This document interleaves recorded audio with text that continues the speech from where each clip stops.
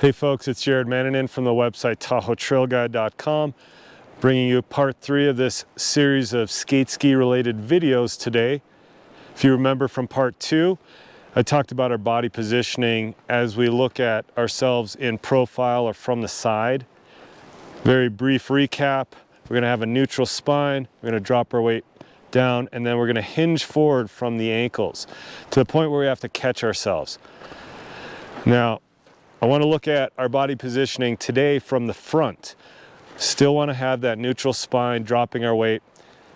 For today's purposes, I'm not going to lean forward just because I don't want to keep catching myself and I'm not actually moving forward. But I want to look at how we are on our ski from this frontal plane here. And what we want to look at is our alignment on top of each ski. Now, if you remember from that second part where I was doing these drills where I'd hinge forward, let the skis come apart, and then catch myself, transitioning that into more of a waddle back and forth, you'll note that I was constantly on the inside of my, the inside edges of my skis. Knees were kind of collapsed inward, and I was just waddling, barely any weight transfer. So we want to clean that up. The reality is that that's kind of where a lot of people start with skate skiing, but we want to fast track out of that, collapsed knee position, fearing for our lives on our skis situation. The reason that is such a common practice for people is because it feels safer to be able to fall to the inside or to fall to that second ski constantly. But we gotta break out of that fear. And we have to get on top of each ski at a time. Ideally, we want to land a flat ski, glide on it, and then push off. And in order to get on a flat ski, we want to have this good alignment where we have nose, knees, toes alignment on top of our skis. So similar to diagonal striding, where we're still having nose, knees, toes, but our skis are obviously running parallel and in this straight movement. Skate skis, there's going to be that slight V, and we're going to get from ski to ski. Just note that we don't actually want to rotate our body over the top of the ski so that we have that nose, knees, toes alignment in this fashion. There's going to be a little bit of a discrepancy in there because we have that ski angled out, but we still want that feeling of center line right over the top of our feet so that we can hold that position and glide for a moment. And again, getting away from knee collapse. The number one takeaway with this is, I think, really work against allowing that knee to collapse in. Imagine a string pulling it out so that we're stacked on top of our skeletal structure here for the most part. We want to have that feeling of stability right here on one ski and not feel like, oh my gosh, I gotta hurry up and catch up ski to ski, falling from ski to ski. We want to get away from that. So some of the things that we could do in this video, I'm just going to give you 3 different off ski body movements that you can play with to develop this lateral push off. The first off-ski drill that I want to work on is just a simple shifting our weight from one foot to the other. Ideally, you'd be in front of a full-length mirror. You can watch yourself. Some of the kind of cues that to look for is whether or not we're hiking our hips. We want to imagine our hips are a drawer coming out of a cupboard, just directly out, side to side. We want our shoulders to also be parallel to the ground, so everything is parallel to the ground. And we're just moving our body weight from one ski to the next. And note your center line, how much it moves. Does it only move like this? Maybe an inch or two from side to side? Or is it moving a couple of inches? Or is it moving a lot of inches?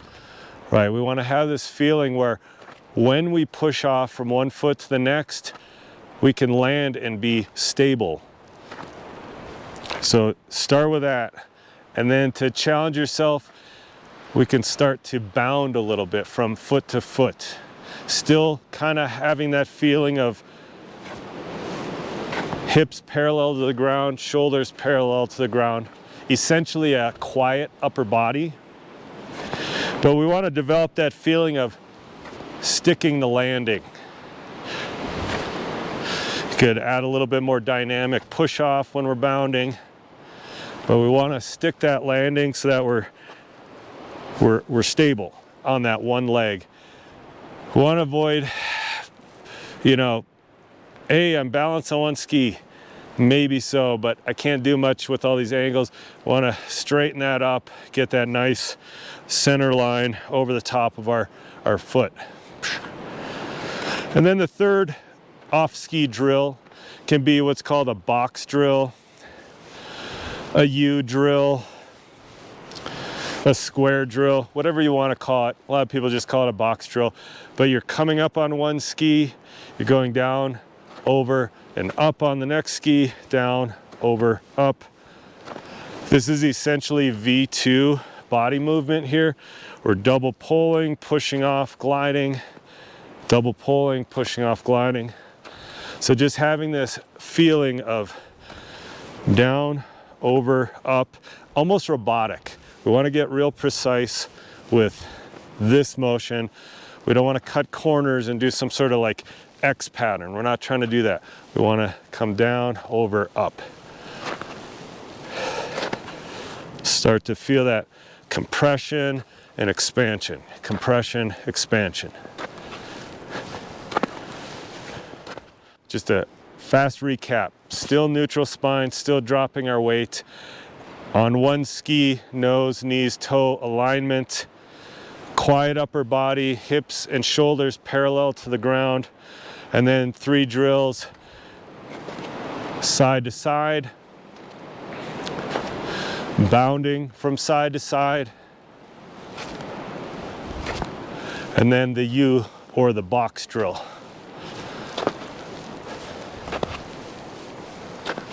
Work on these 3 things. In the next video, I'll give you a bunch of no pulls, free skate drills that you can perform. But just start here. Find yourself a big mirror, watch yourself, look at that mirror image of you doing this drill and see tilting, bending, collapsing. Let's clean all that up. Let's get in a good position, good posture. Stacked on one ski after another. All right, folks, that's all I got. Just a quick one today. Some off-ski dry land type drills that you can perform anywhere. Thanks so much for watching. Like, subscribe, comment. I really appreciate all my subscribers here on YouTube, as well as those on TahoeTrailGuide.com, and all my Patreon subscribers, everyone who tips via Venmo and PayPal. You guys are amazing.